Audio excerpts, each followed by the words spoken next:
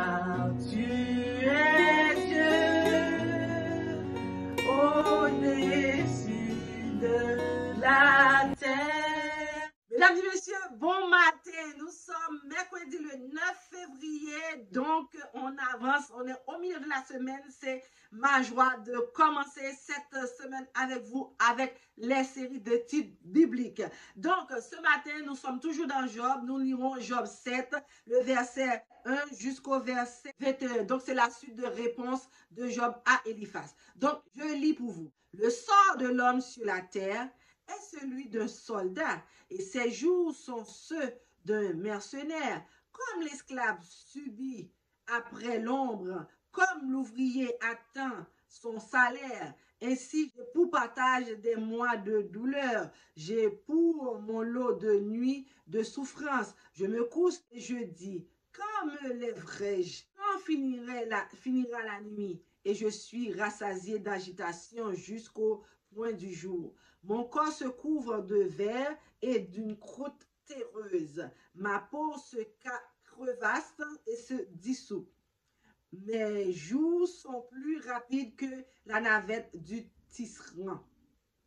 Ils s'évanouissent, plus d'espérance. Souviens-toi que ma vie est un souffle. Mes yeux ne reverront pas le bonheur. L'œil qui me regarde ne me regardera plus. Ton œil me cachera et je ne serai plus. Comme la nuée se dissipe et s'en va, celui qui descend au séjour des morts ne remontera pas. Il ne reviendra plus dans sa maison et le lieu qu'il habitait ne la reconnaît plus. C'est pourquoi je ne retiendrai point ma bouche. Je parlerai dans l'angoisse de mon cœur. Je me plaindrai dans l'amertume de mon âme. Suis-je une mer ou un monstre marin pour que tu établisses des gardes autour de moi?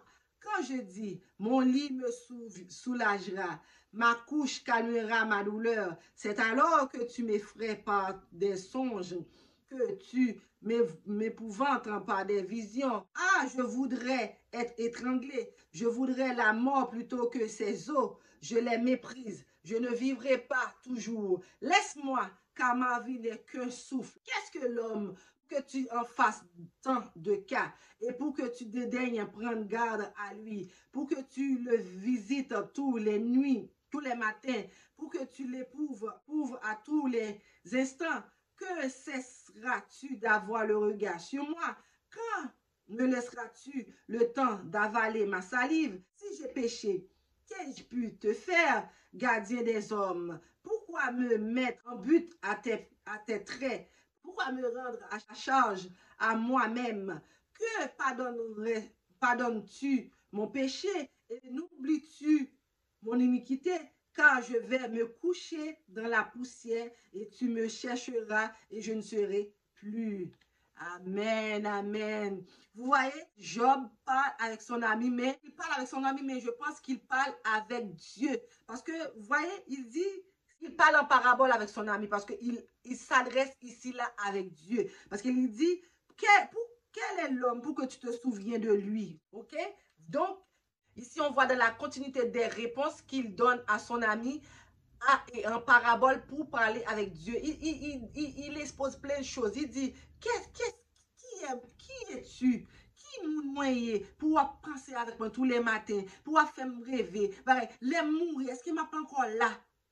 Pour me contempler gloire. Vous comprenez? Donc, vous voyez que malgré tous ces problèmes, il est seulement de comprendre pourquoi, où il a péché, où il a fait quelque chose de mal, parce que lui, il ne s'en souvient pas. Il n'a aucune idée de ce qu'il a pu faire. Donc, il parle à Dieu à travers son ami pour savoir qu'ai-je pu faire de si mal pour que tu me punisses ainsi. Donc, des fois, il faut retourner à la source pour demander à Dieu qui ça que me fait mal, qui fait mal souffrir.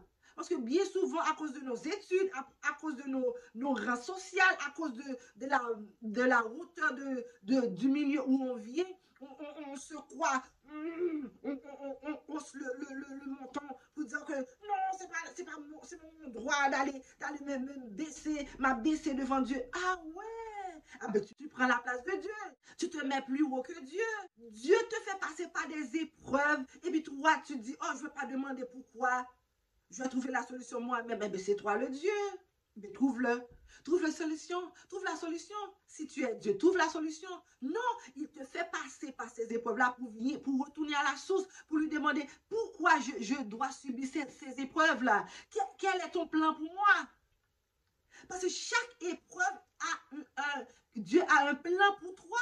Pourquoi qu'il t'a permis de passer à travers de ces épreuves-là? Donc, si tu ne te retournes pas à la source pour demander à Dieu pourquoi je dois passer à travers de ces épreuves-là, vous allez toujours être dans le problème. Peut-être vous allez trouver votre solution humaine. Mais la solution de Dieu ne serait pas là. Parce que comme vous êtes philosophe, comme vous êtes au placé, vous êtes un cadre, vous êtes un directeur, vous êtes un premier ministre, vous êtes un PDG d'une entreprise. Donc, vous croyez être au-dessus de Dieu. Je vous dis que non. Votre position ne pourra pas vous aider au dernier moment. Votre position ne pourra pas vous empêcher d'avoir le jugement dernier si vous ne croyez pas en Dieu.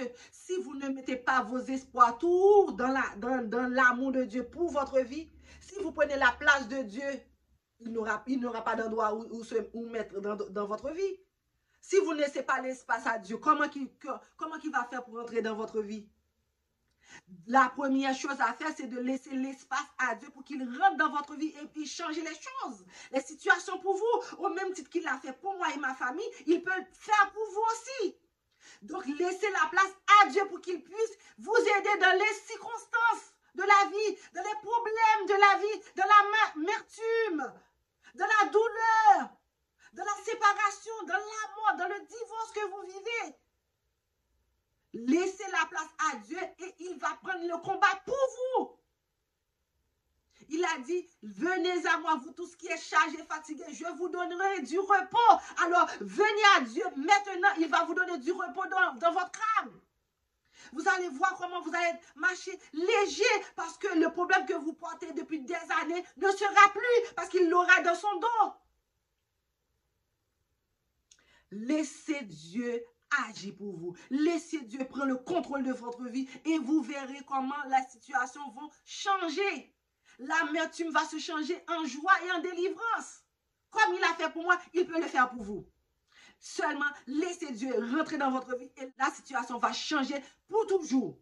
Dès maintenant et à jamais. Donc, je ne vais pas être trop long. Sur ce, je vais vous laisser. Mais avant, abonnez-vous à la chaîne afin que la chaîne soit agrandie et activez les petites cloches de notification pour que dès que je poste une nouvelle vidéo, vous soyez les premiers au courant. Aussi, je vous dis de partager la vidéo avec vos proches, vos amis et les membres de votre famille, un peu partout à travers le monde pour que la vidéo puisse atteindre le maximum de personnes afin qu'ils sachent que Dieu est vivant d'éternité en éternité, qu'il était le même Dieu hier, aujourd'hui et éternellement. Hein, afin que Dieu puisse changer la vie de certaines personnes si vous partagez cette vidéo. Donc, je vous laisse, je vous fais de gros bisous. Car tu es Dieu au-dessus de la terre.